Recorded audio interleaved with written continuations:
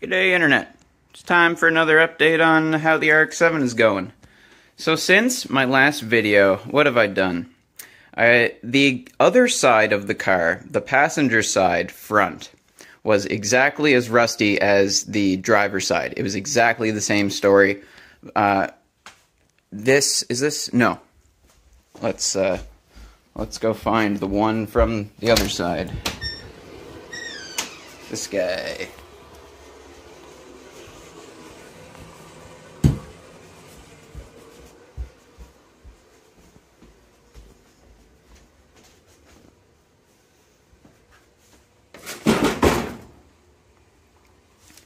So it was the exact same story with these two bolts, and I did the exact same thing to get the studs out. Although I did it on the first try for both of them, because I think I skilled up on my welding bolts, or my welding nuts onto bolts to remove them. Game. So I'm not going to be painting this right now or anything like that. I took these outside and I hit them with the pressure washer just to make them a little bit less disgusting. But there is definitely going to be some work on this in another stage of this project, like maybe not even this year, for lowering the car, implementing some sort of coilover lowering setup. So I'm not going to put too much effort into cleaning this up. However, we did put effort into cleaning up the suspension arms in the front.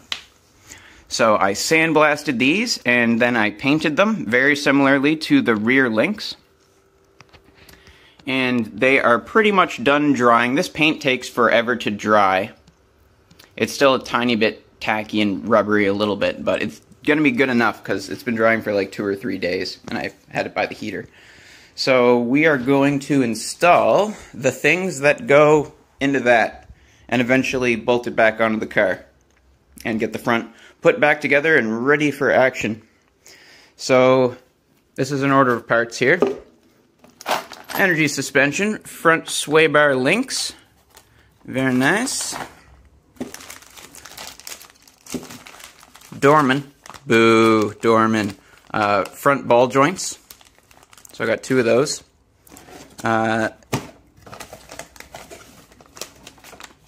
These go in here. And these, I've not disassembled the old ones on the car yet, and we're hopefully going to do that today. And these hold on the front strut rod, which is, you'll see it on the car. These are some big old bushings. But I wanted to order new ones because I can see that the old ones are exploding outwards, similarly to some of the other ones were. But they, just due to the configuration, I don't think it's going to be as bad to take them out. What else can I say? I have a really funny story from trying to source new bolts to replace the broken bolts. These bolts, so I found them, and here's how I got there. It was a journey. So these are M12 1.5 pitch, and the 1.5 pitch is the problem, because at your places like Canadian Tire and auto parts stores and stuff like that, you have 1.25 pitch, which is fine, and then you have 1.75 pitch, which is coarse / kind of normal, and those are all over the place. I went to Fastenal, and I went to Parts for Trucks, and I went to Canadian Tire, and I went to Princess Auto, and none of those places have 1.5 pitch bolts. The closest thing I found was a Canadian Tire, and they sold them individually, in individually wrapped packages, 1.5 pitch M12, but they were grade 8 bolts, and that's another criteria. I needed them to be grade 10. Would an 8 grade bolt work? Probably, but this is an extremely crucial place in the car. Like, if these were to ever break while I was driving it, it would be catastrophic, because there's just these 2 bolts, and they are acting as shear members to hold this onto, do I have them around here? These. So this is where the suspension action, or the steering action happens. So this is what's required to keep the wheels straight. And this bolts onto this. So I am not half-assing the replacement on those bolts at all, which is why this was so difficult. So these are M12 1.5 pitch grade 10. And how I found these was when I went to Parts for Trucks, they said, "Have you tried tractor supply places?" And I said, "No, where would you recommend?" And they said there was a place down the road called HJV, and sure enough there was.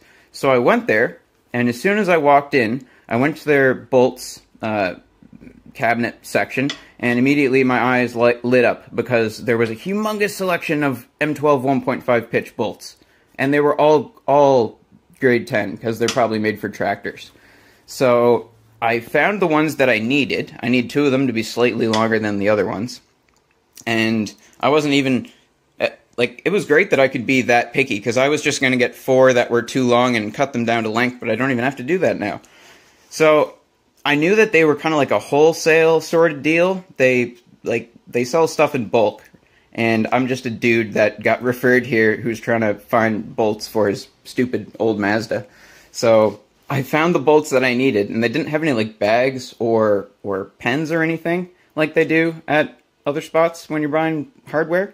So I just went up to one of the guys and I was like, "Hey, never been here before. How do you guys like operate? How do you work? Do I like bag this and mark down the part number or whatever?" And he was like, "Well, we sell bolts by the pound." And I was like, "Oh, okay. Well, I don't exactly need a pound." And I wasn't sure if he meant a pound, like, of one size, or if you can mix and match and they just sell bolts by the pound. I think the latter is probably more likely. But anyway, I said that I would happily buy a pound if I needed to, but he's like, "Is this all you need?" And I was like, "Yeah." And he was like, "Yeah, just take them. Get out of here." And I was like, "Dude, thanks so much." So I ended up getting these for absolutely free. That's kind of cool. I think that's kind of cool. Another thing before we get to work is I went ahead and painted my brand new brake calipers orange because I think it's going to look cool. No reason other than that. And corrosion protection, I suppose.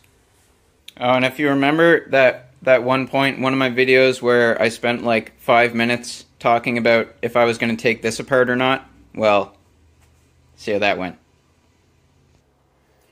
Slowly figuring out how to use this thing optimally without it being a pain in the butt. I think orienting it like this so that these things, like I can put these in and have them already there. Last time I was trying to hold things together with my hands, things were flying around and it just wasn't good. So this time we don't actually have to push on the ball joint part. That wasn't very descriptive. The metal shaft that comes out, we're not even pushing on that this time. I might have to move this. I'm not sure if it'll go through straight. Yeah, I probably have to straighten this. Because it came from the factory pre-torqued off to one side. And these things are pretty tight from the factory, yeah? I might have to... Ooh, I have a second vise. I don't use this one very often, but it might do the trick for this.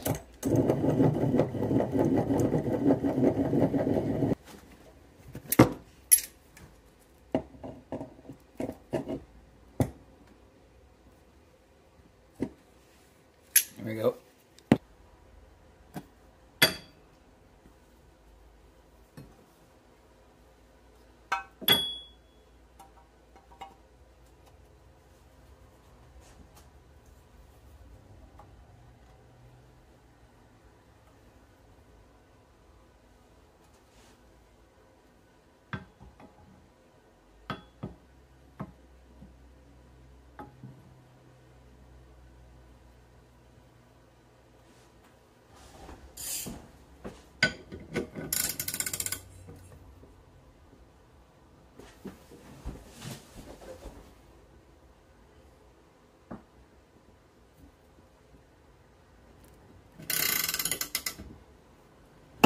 There we go. Now it's straight.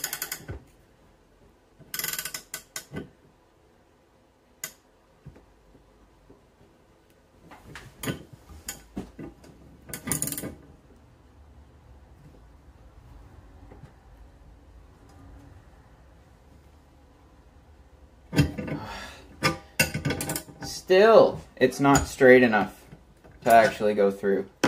Not this part, but the metal shaft bit that comes out, it's hitting. So I felt it get really, really hard to tighten, which didn't make sense. And this isn't going through the hole. Maybe I just need to reposition it. Like a millimeter over. Maybe the stars just weren't aligned quite correctly.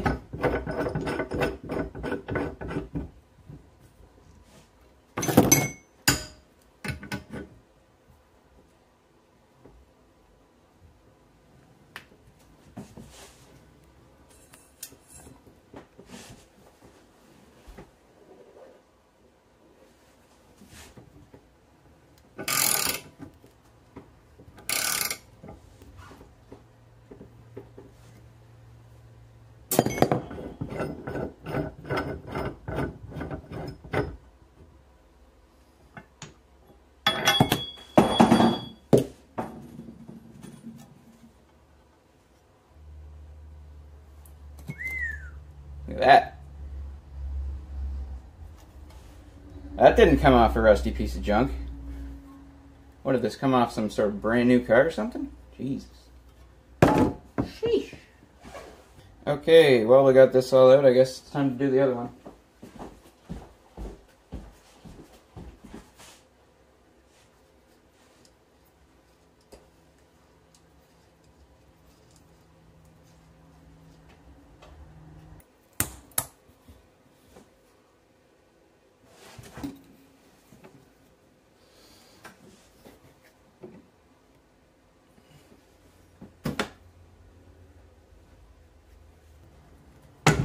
Okay, hello.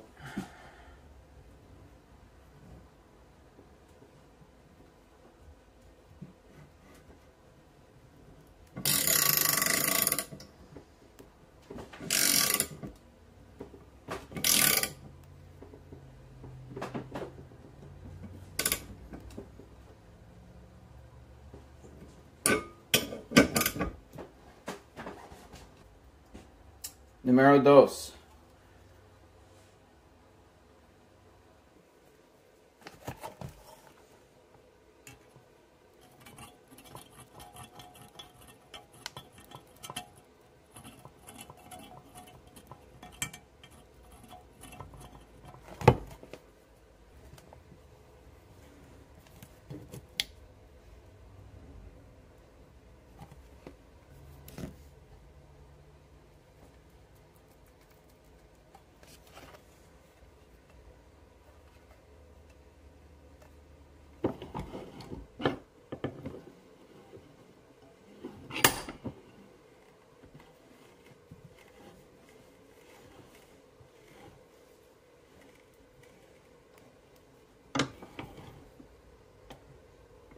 Nice.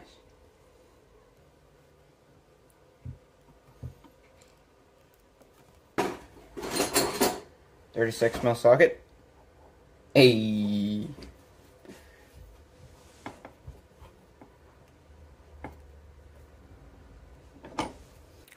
Is that supposed to have a snap ring on it?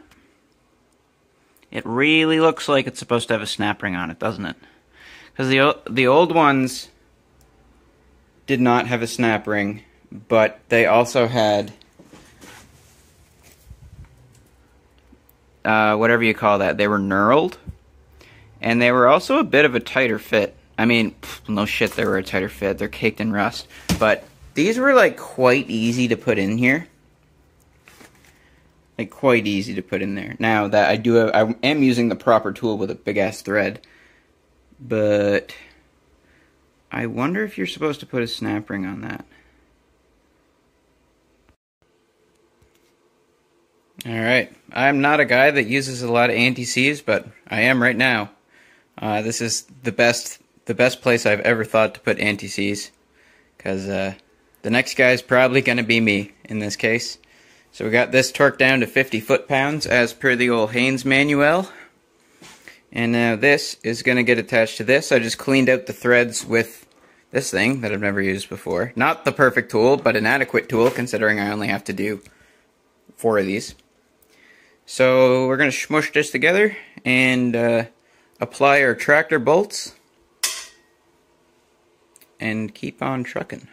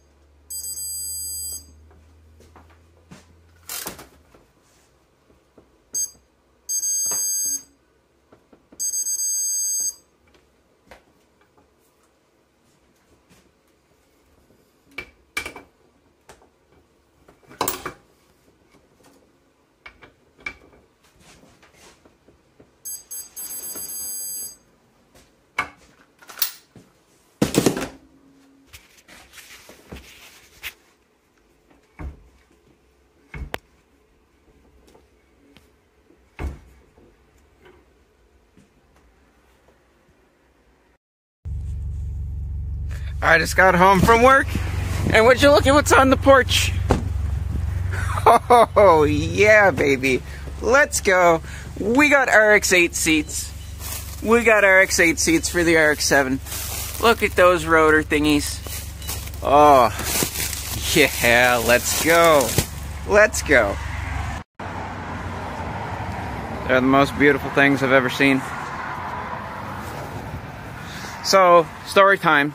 So, like, quite a while ago when I was working on the seat rails, I said that we were making extra holes for a secret reason. Well, the secret reason is because I was planning on getting RX8 seats, but it took way longer than I anticipated because I had a friend who promised me the RX8 seats out of his RX8, and basically that didn't happen. He said that I wasn't able to have them anymore, so I was like, okay, that sort of sucks. So I immediately that night went on eBay and was like, RX8 seats, because the idea was in my mind at that point. I wasn't even sold on getting RX8 seats until he promised me those seats and then pulled them away from me. So now we got these from eBay. These were about 700 bucks Canadian. They're from Montreal, so I didn't have to deal with like, that saved a lot of cost on these. It was basically $700 Canadian. All said and done, no duty, no USD exchange or anything like that. And they're looking pretty alright. No rips at all as far as I can tell. They're going to need a bit of a clean. But really, really minor. Really, really minor. Fully manual.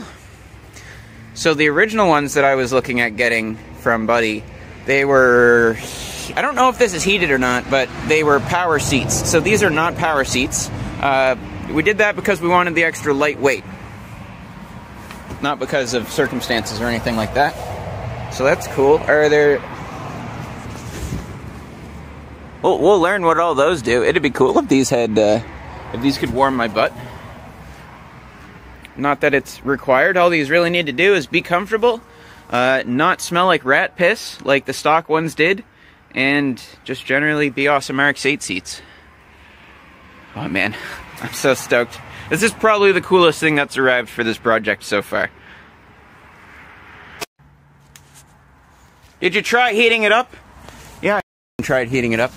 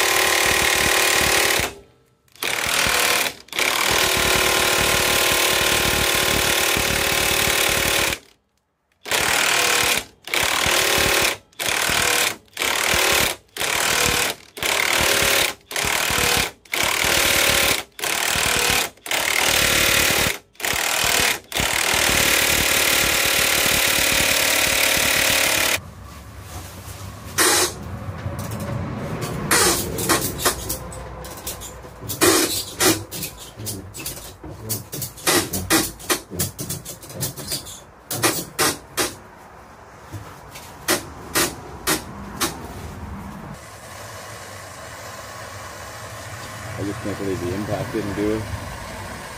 I'd love it if the impact would start working again, if we get past the shitty spot, because this is painful. I still have a lot of thread to go. There's like another centimeter.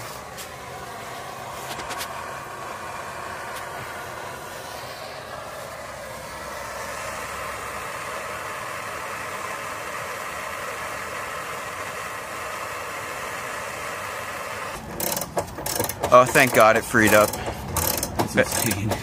Because there's a lot of thread. Oh,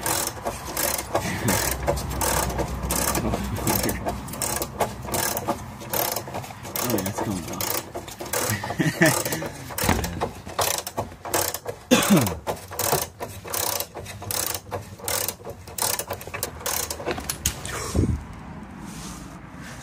We did it! We did it! She's still in there? Yes. Yeah, it is. Yeah, it is. Woo! Alright, so that was fun.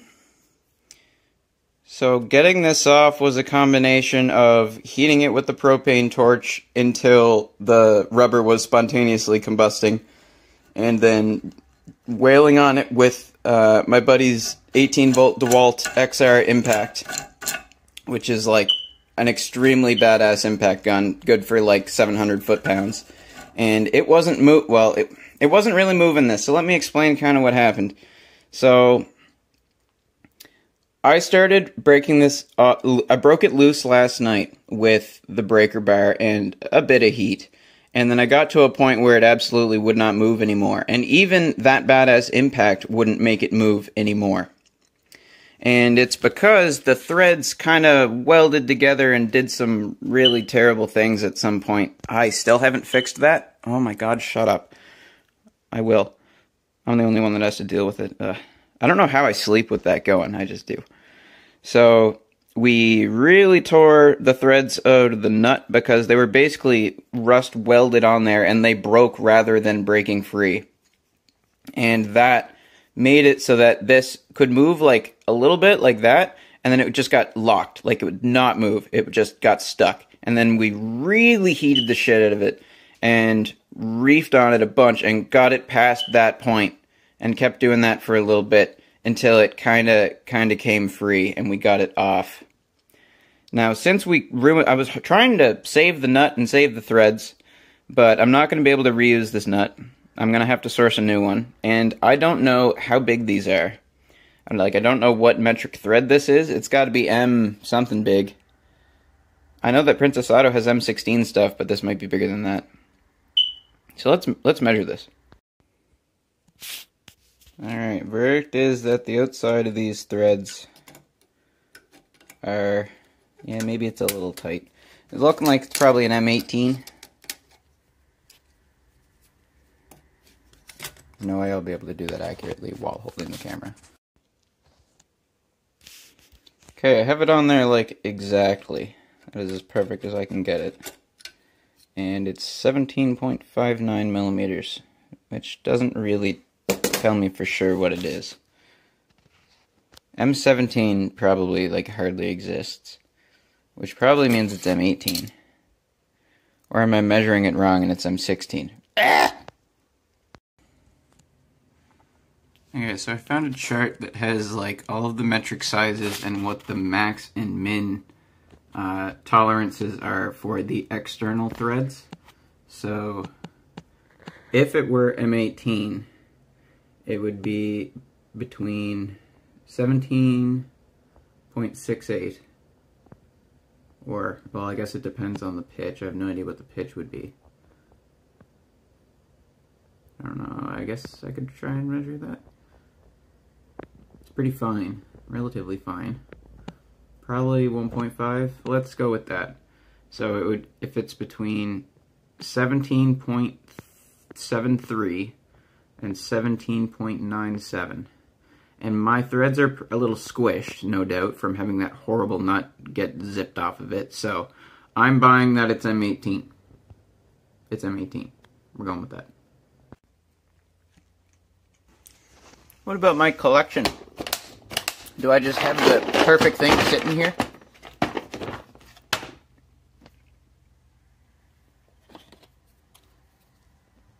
ball joint bolts from the Speed 6.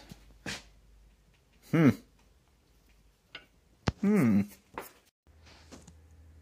close enough that I got really excited, but no, that is unfortunately not it. So at first I was pretty bummed about these threads being all messed up, and it is annoying, but I was thinking that I was going to have to replace this strut rod, but I have a plan that if enacted I will be happy with, and it involves using this strut rod. So we need to clean these up as much as possible, potentially even just remove the threads in a portion of this. And the nut is supposed to go right on where all of the damage is. And then there's a cotter pin that goes through here. So what I'm thinking is we will take one nut and we'll cinch it down to where it's supposed to go to hold everything together. And then, so if we left it like that, that would be sketchy because it's relying on threads that don't exist, and it's just not as tough as spec, and I don't like that.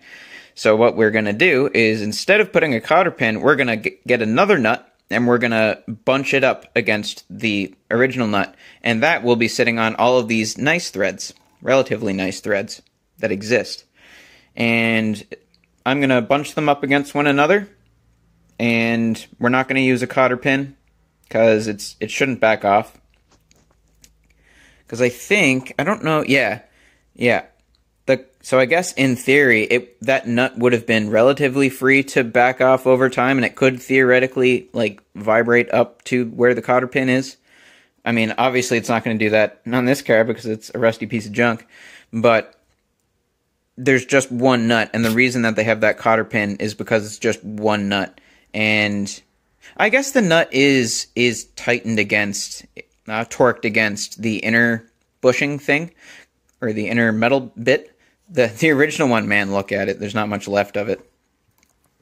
We got some new ones ready to go in. There's also an insane amount of rust buildup here. That's not rubber, that's rust.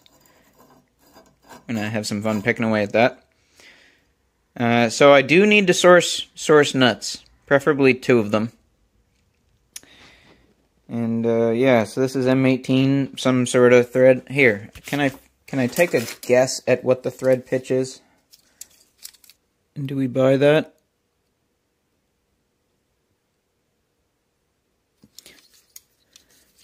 Do we buy it as much as if it was 1.5?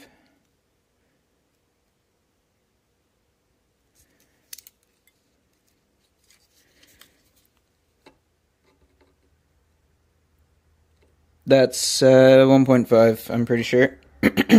Sorry, camera wasn't really focused in the right place.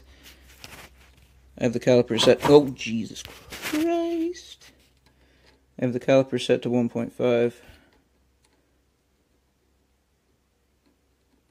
And yeah. Yeah, that's pretty much smack dab on, right on. Good, yes. It's now Sunday, pretty nice out. Colder than it looks. But one funny thing about the tent is that it's way hotter in there than outside. Like, it's actually potentially uncomfortably hot when I have the door closed because it acts like a greenhouse. Sort of an interesting thing that benefits me on a day like today, but will hurt me on a day where it's 30 degrees and then inside the tent is going to be like 40 degrees. But that's not right now, so that'll be a problem later. We cleaned these up a little bit, didn't spend too much time on them, but blasted all of the rust off of them with this guy. And then I hit them with some rust converter, so that's why they're all black. And I'd say that's good enough. Oh, come back. You don't belong in there. You don't belong in the graveyard, the suspension graveyard. So, some good news. I found, where'd it go? Oh, there it is. There it is. We're good. I found a nut. I went to a store that I'd never gone to before called Goods Equipment, or Good Equipment. And they're another sort of tractor supply place, and they were more willing to sell individual bolts and nuts than the other tractor store. So I think I'm going to go there for all of my weird hardware needs from now on. And they had literally one of these left. He didn't even know what thread it was, but I brought this in with me, and it threads on perfectly. So, awesome. He only had one left. I would have bought two, maybe, just to like, I don't know, because I don't know exactly what I'm going to do with this, but I'm confident that I will be able to make something work. And we're going to discuss that right now. So, this good nut goes on the good strut rod. That'll just go back together. We can zip that back together. No complications. But this has complications. Those are the complications right there. So, what I think my plan is we got this nut, which I'm going to use as a bit of a spacer. So, it's going to go back where it was, and to make it so that I can thread it back over, I'm either going to completely remove the threads from the inside of this with the Dremel or something, so that I can basically just slide it over like a literal spacer, and then this nut will follow up behind it and do the actual work on these threads, which are totally fine, except for this hole that's through it, but it's fine. I'm also thinking about, instead of completely removing the threads, seeing if it's possible to use whatever remaining threads are here and thread this over as much as I can, see if I can get it past this gross bit. So I wonder if I can, because this, even if I thread the shitty part on first, yeah, it's already pretty much already is cleaned out enough that it just slides over the first bit, and then it can act as a normal nut. So the rest of these threads are still usable. So instead of destroying them and removing them and making them do nothing, we might as well leave them. And I think what I'm going to do is clean up this area with the flap disc and shave it down, like just shave down the parts that are messed up, and see if we can't salvage as many of these threads as we can. Probably unnecessary, but overkill is better than underkill on something like this, for sure. So I could do that by hand and just clamp it in the vise, or I could try and employ some sort of redneck lathe where I have this spinning around at a half-decent clip, and then I can just go with the flap disc, and it'll be nice and consistent. But what would I have that could spin something of that diameter? Won't fit in the drill. Probably won't fit in anything. I'll probably just freehand it. Maybe I could even use the file just to make sure I don't hurt anything I'm not supposed to.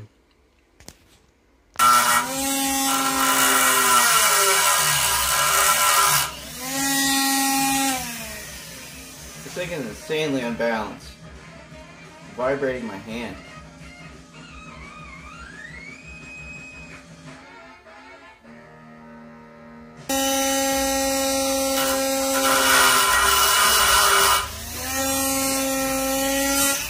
Yay, fixed it.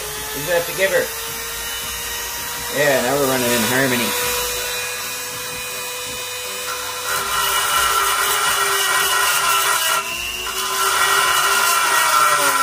Oh no. Fixed it.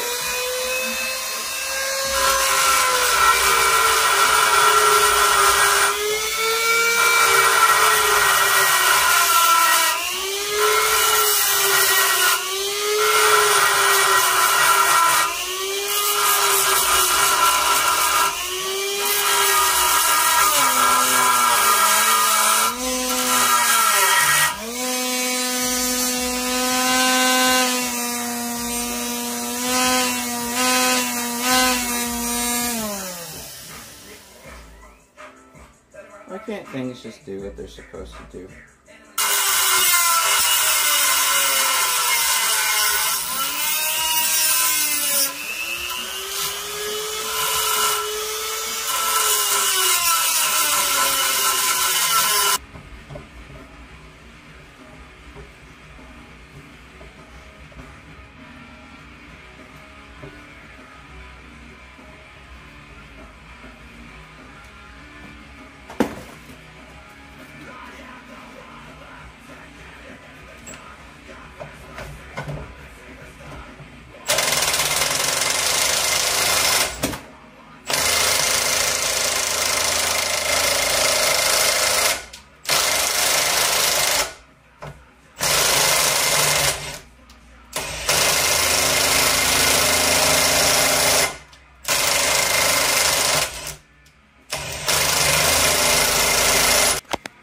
So that was completely successful. So I didn't really, literally did not modify the inside of this nut at all. And we managed to run it over whatever you can consider this. And I just had it on level 2 on the impact. And we're going to see what the threads look like on the inside, but it doesn't matter because my alternative was removing the threads from this completely and making it just act as a spacer.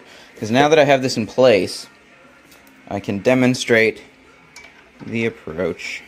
So really this is way further down than it's actually going to be. It'll be something like that. It'll be something like there. And then this is going to go on and back it up. That's going to bunch up against that. And then we have, you know, these threads are good. And all of these threads are good. So I'd say that's good enough for the girls we go out with. Alright, we're torquing down the driver's side strut rod bolt. Oh, I can't do 90 foot-pounds with one hand. The footage will just have to deal with it.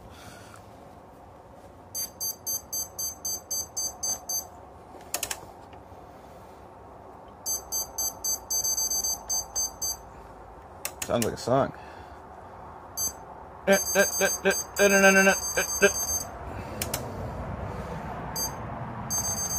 Come on, baby. You can hit 90.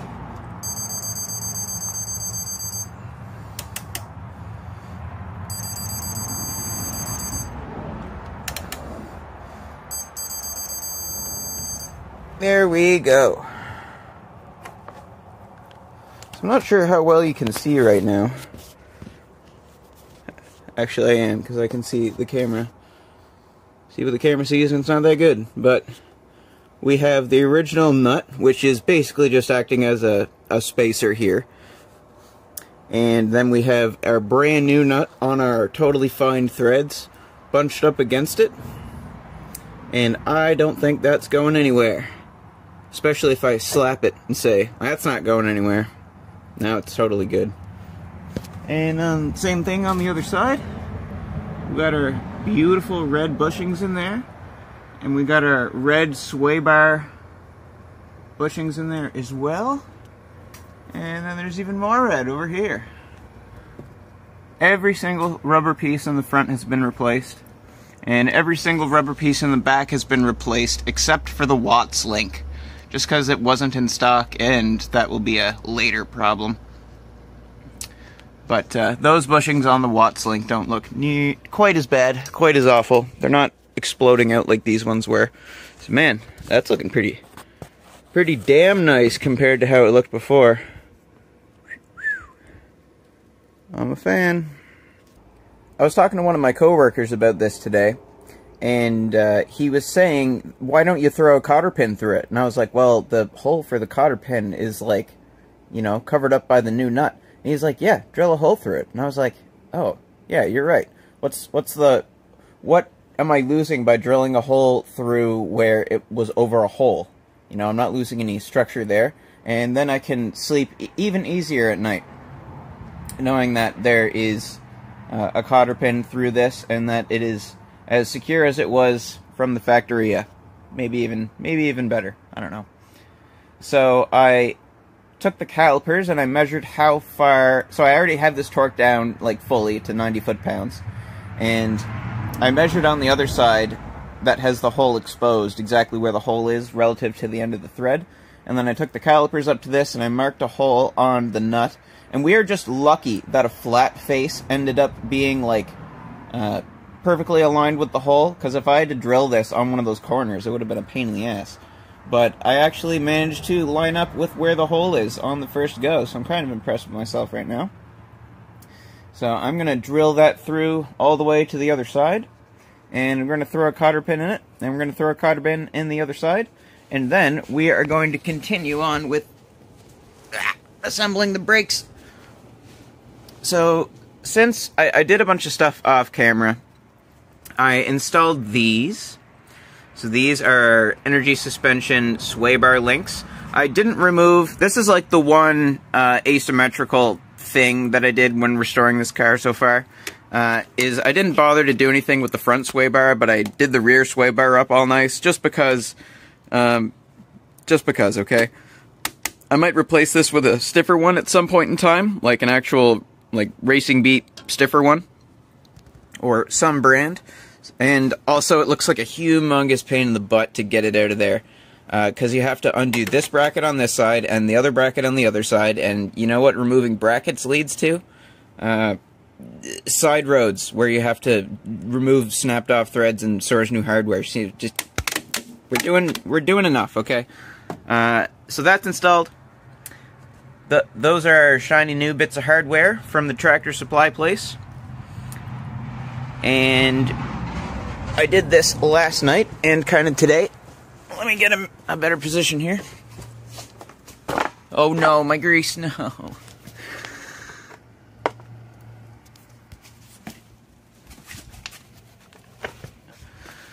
So, assembling this was a bit of a learning experience, but not too bad at all. Completely different in principle compared to what I'm used to, which are press-in style bearings, where you have to apply a shitload of force in a bunch of different places with like the slide hammer and with screw-based press-in kits that you can get. That's like, I don't have an actual press, I just have a bunch of those things for doing ball joints and wheel bearings and stuff, and they work great. But this, in comparison, doesn't use any of those tools. In fact, you can completely remove the entire assembly with, like, common hand tools. You don't even need a breaker bar, really. You literally don't need a breaker bar to take this thing off. In fact, I could take this thing off with my fingers right now. Maybe a pair of pliers, because that cotter pin is bent over there. So, basically, it's two conical bearings that, like, there's an outer one and an inner one. And they ride on races that you have to press in, but it's not like serious pressing in. I just, you know, did it with the right size sockets and a hammer. And you put the inner race, or the outer race, inside for each one, and then you grease the crap out of everything. So, I'm not sure what I dislike more. Having to get grease absolutely everywhere and having to keep things clean while getting your hands all greasy. And, like, if you wear gloves, like, if you want to go grab something, then that thing's greasy too. Like, it's pretty much the same problem. So, we used up, like, half of this thing of shell grease. And it is nice and installed. Everything's rolling nice and free. One thing I'm not sure on is if I adjusted the adjusting nut correctly. So, you actually, the installer of this, actually set how squished the bearings are against each surface, which is not like a press-in style bearing, where all of that is kind of pre-calculated and, like, built into the bearing that you're about to press in. This is kind of more old school, more manual. So there is an adjusting nut, and if you do not, I was wondering, why is there no torque spec on this? There's a torque spec on absolutely everything except for, like, the most important friggin' thing, the thing that holds the front wheel on, basically. And the reason that there's no torque spec is because the instructions for setting it, it's not even torquing it, is you tighten it on, like, with your fingers as much as you can until this kind of binds. And as soon as it binds, you want to back it off, like, I think it says 1/4 of a turn in the Haynes manual. And then you check again to make sure that it's not binding. And then once you're there, then you put this crown thingy on it. And that crown thingy holds the nut in place. That's not torqued, like, at all. And then it has a cotter pin that goes through it. So that's kind of interesting. So I think I said it pretty well. There's absolutely no rocking back and forth of this thing whatsoever, zero, and it's spinning that freely. So I think I did a good job, honestly. So I still have to put the cap on this, and I'm really excited to see how my orange brake calipers look on a brand new rotor. Nice. New tip learned. I know that this was a thing, but I forgot. Why Mazda? So, if I had infinite forethought, then I would have put this in before I guess I would have put that in before I put this on. which has to happen before I put this on. So I can loosen the adjusting nut and move this forward a little bit if I need to, which I probably will, to get this stupid thing for the stupid thing on. Order of operations. Grr. Alright, where to even start? So this was a huge learning experience. I managed not to get too frustrated, but wow. I really did this in the wrong order. So the main problem is that I didn't realize that the two bolts that hold the caliper bracket on are not the same bolts that hold the this bracket on. So these 4 bolts that hold this plate on are actually a tiny bit longer, about that much longer. The amount that's sticking out there, they are about that much longer than these bolts are. So I had everything assembled nice and perfectly, which involved, so getting a bolt in here, because of this geometry, is hilariously difficult. So I figured out a way to sort of cheese it in there. But man, it's not ideal. You can basically like shove the bolt up there as much as you can, and then the threads are jammed up against it, and then you take a crescent wrench and just start turning it, and then it gets past the thingamajiggy. Anyway, so I had to take so I accidentally used the short bolts in where the long bolts are supposed to go, so I had to figure out where I'd put those in, take them out, and like swap them. So now I have the 2 on this side the correct length, and I have the other 2, so I know that I didn't accidentally steal the 2 short ones for the other side from this side, putting this thing on. So through all of that screwing around, I tightened down and cotter pinned this like 2 or 3 times. Oh my goodness. But anyway, caliper bracket is on there now. And we're pretty much ready to put the caliper on. I need to put the hardware in there first. The little clip things. This stuff. So yeah. Break time. This should be relatively smooth sailing from this point forward. Now I jinxed it.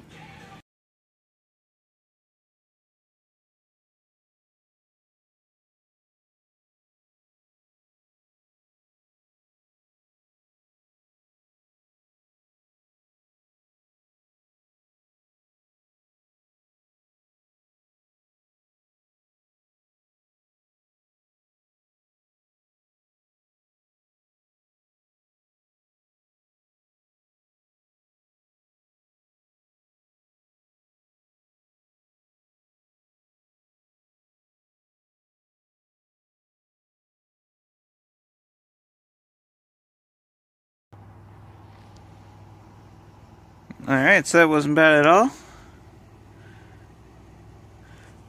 Got all the places where metal meets metal nice and lubed up. Haven't got the hose attached to it yet. In fact, it's still got the cap on it from whenever I painted it. I just left it there because why not?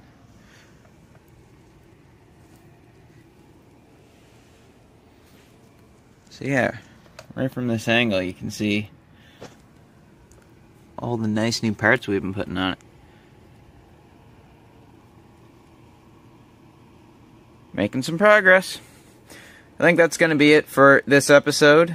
This episode has spanned a week or so. Just been randomly picking away at things. If it feels like I haven't been posting a lot, it's mostly because all this suspension stuff takes absolutely forever. Taking everything apart and cleaning the rust and, you know, painting things that need to be painted and sourcing bolts that snapped and, you know, getting this taken off took multiple days. It's just a lot, but, you know, it's going to be worth it in the end. Thanks for watching.